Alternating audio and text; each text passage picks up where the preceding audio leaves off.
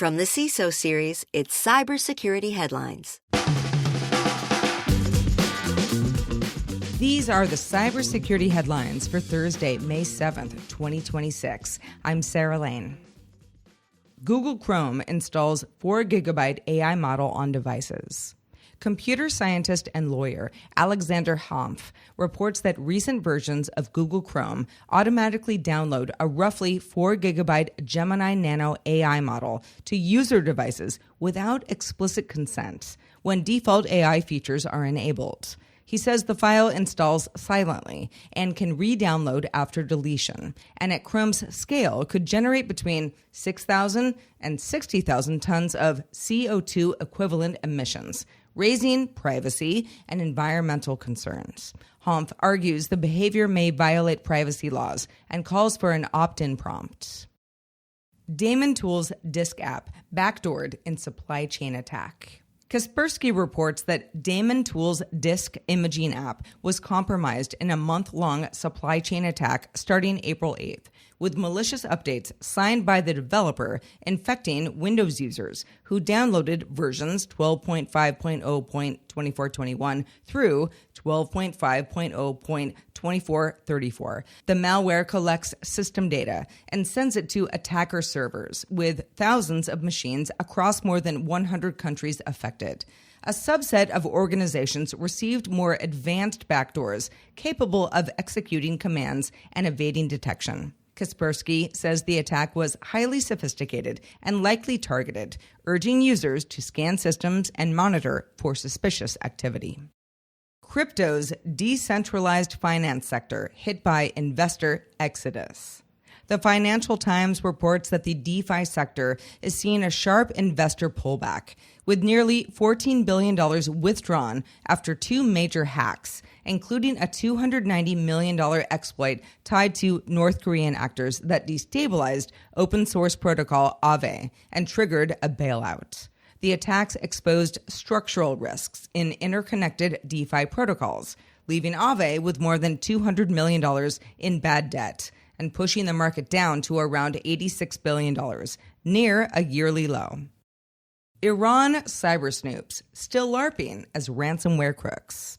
Rapid7 researchers report that an Iranian state-linked group, likely Muddy Water, tied to the Iranian Ministry of Intelligence and Security, masqueraded as the Chaos ransomware gang to conceal an espionage campaign. The attackers used Microsoft Teams phishing, social engineering, and remote tools to steal credentials, deploy dark comp backdoors, and move laterally across networks, while staging fake ransomware messages without encrypting files or seeking payment. Rapid7 says the operation was designed to obscure attribution and distract defenders, with stolen data ultimately published, suggesting intelligence gathering or pre-positioning for future attacks rather than financial motives. Huge thanks to our sponsor, Vanta. Risk and regulation ramping up, and customers expect proof of security just to do business.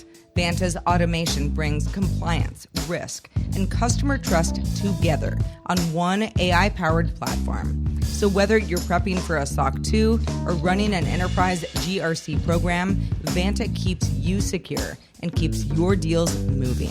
Learn more at vanta.com/CISO. Sandbox bug lets attackers execute code on hosts.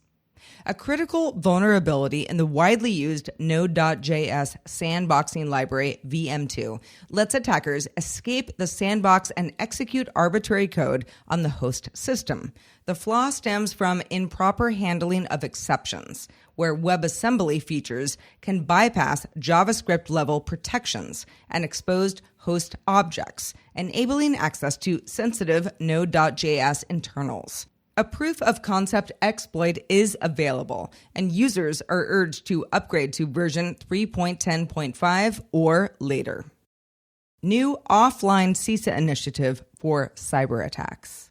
CISA launched a new initiative called CI Fortify to help critical infrastructure operators maintain operations during cyber attacks by preparing to disconnect from internet and telecom dependencies and operate in isolation. The guidance emphasizes network segmentation, rapid recovery, and resilience as officials acknowledge that nation-state actors like China-linked Volt Typhoon may already be embedded in systems and difficult to remove. New Cisco DOS flaw requires manual reboot. Cisco has patched a high-severity denial of service flaw affecting its Crosswork network controller and network services orchestrator products. The bug lets unauthenticated attackers remotely exhaust connection resources and crash systems, leaving them unresponsive until a manual reboot is performed. Cisco says there's no evidence of active exploitation, but urges customers to upgrade to fixed versions, noting similar DOS flaws have been exploited in past attacks. Arctic Wolf thins out the pack. Arctic Wolf laid off 250 employees, or less than 10% of its workforce, as part of a restructuring to shift more investment towards AI, including its superintelligence platform and agentic SOC offerings. The cuts impacted roles across sales, product, and marketing as the company looks to operate more efficiently while competing in the crowded MDR and EDR markets. There's a broader industry trend going on of reallocating resources towards AI-driven security capabilities.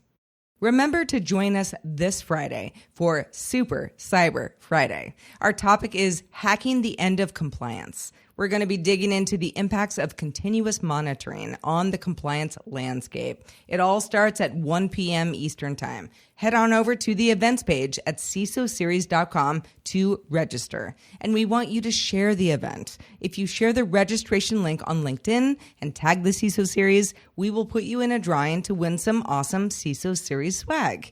We will see you then.